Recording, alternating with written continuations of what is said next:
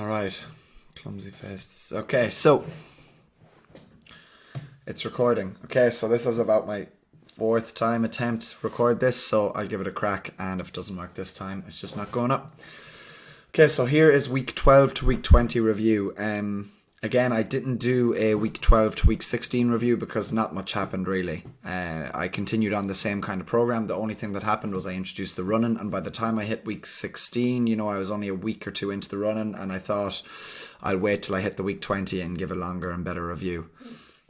So the way I structured the running was on day one, I ran every 3 days for about 4 or 5 weeks. Probably 4 weeks I ran every 3 days.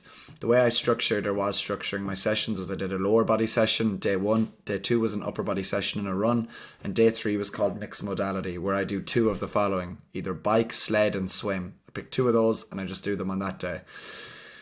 So the way I did the running was, day one, I went out and just practiced jogging and trotting and walking and seeing how it felt. Felt awful. I've it all recorded on my Instagram. If anyone wants to see, you can find it there in my highlights. Day two, then I went out and I did this for the next 4 or 5 sessions. I did a minute walking, a minute jogging, 12 minutes, 60 minutes, 20 minutes, 24 minutes, 30 minutes. Worked all the way up to that. Then I kept it at 30 minutes and went from 2 minutes on, a minute off. As in 2 minutes jogging, a minute walking. And I did that for 30 minutes, 36 minutes. And then I went to 3 minutes jogging, 1 minute walking, and I did that for 32 minutes, then 40 minutes, then 48 minutes. Again, building up my distance. I started using Strava, and by the 48 minutes of 3 minutes jogging, 1 minute walking, I did 9.5k, which I was pretty happy with. Then I decided to move into, with that, obviously the advice of my physio, we moved into what's called fly running and just a bit of distance running. So my last week of week 20, then I went for just a 30-minute jog, first continuous jog, and did 6.5k. Again, pretty happy, felt easy, didn't feel too bad. I continued from week 12 to week 20. I continued adding weight to the frame, as I said I was. So around week 19, week 20, I weighed in at 188 pounds, I think was my heaviest. I usually play at like 168 to 170 pounds, so I was feeling that 20 pounds extra. I still am. I've kind of maintained a little bit now, so over the last 2 weeks I've probably been in a slight deficit, but I've been fluctuating really throughout the days. So I'm going to try and maintain for a couple of weeks, and then a slow cut down come Christmas. I hope to be around fighting weight and then continue my conditioning at that weight. Hopefully I'll be fully back, or a lot closer then, and I'll be able to do a lot more sprint focused stuff. So the weight's going to start to ease down now. Things that got easier over the 8 weeks: Peterson step ups, with lunges, any step down variations. My deadlifts gone up, my Romanian deadlifts, my barbell back squats, box squats, everything has gone up and really taken a jump, especially from week 16 to week 20. Week 12 to 16 was kind of just about ticking the boxes. Running was the main thing. Strength stuff was easing up, but it didn't feel great session to session, whereas I'm really feeling good jumps on week 16 to week 20. I was really feeling like the range of motion was feeling a lot easier. My control and movements, my pain was a lot less, my discomfort was a lot less, so it's been really good. The main thing I want to talk about was, in the 4.5 month mark, I went to Santry and I did my testing. So my testing looked at my quad strength, hamstring strength, and my jumps. So the difference between my quad strengths, there is a 27% deficit, and in my hamstring strength, there is an 18% deficit. But pretty happy with that. 30 to 35% is normal enough for the quads, and 20 to 25% is normal enough for the hamstrings. So coming in around the mark. Physio was pretty happy considering I did no ratio work. Everything was bilateral and a 1-to-1 ratio. So for every 1 rep I did on my left, I did 1 on my right.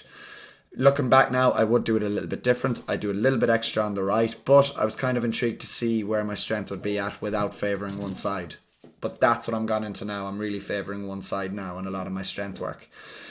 So again, quad difference was 27%, hamstring difference 18%. We look for a 10% difference max before we can return to play in January or February, so that's good. One other good thing was a 250 is the average push on your quads at the 9 month mark. I was pushing 230, so pretty happy there. Range of motion could be a little bit better. Hard to get my heel close to my bum yet from a seated position, and fully extending my knee, I'm about 3 to 5 degrees off at times when it's stiff. Once I get moving around, it kind of eases out. The next thing I look at is my jumps on the tests. So my jumps, my height was 36.3 centimeters. Top 1% is 40 centimeters. So that's the goal. I think I will get there. I've got there before. I've got more than 40 centimeters on my vertical jump. So counter movement jump is 36.3. I'm aiming for 40.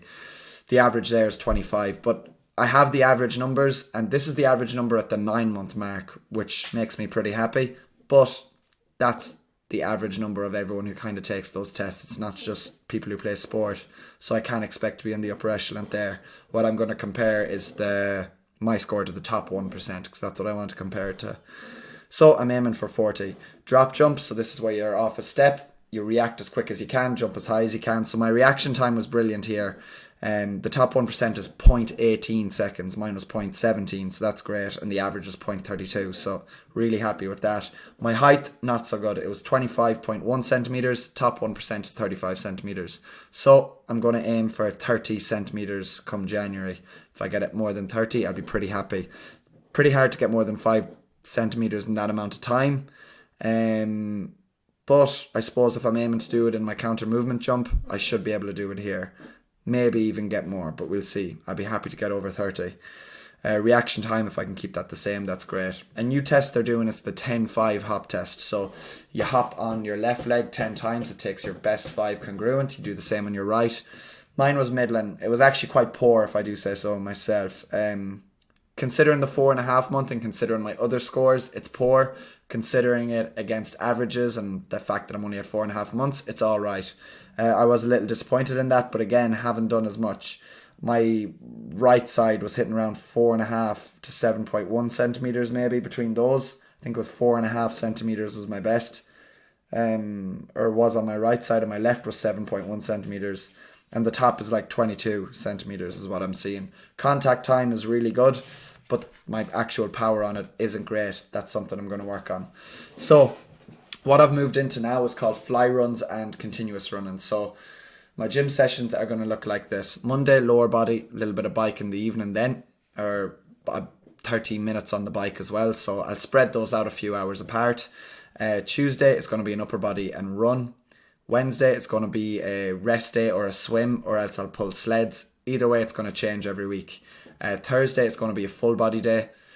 Friday, it's going to be a running day, specifically just running. Saturday is going to be a full body strength day, and Sunday is going to be a continuous run. Okay, so the running sessions.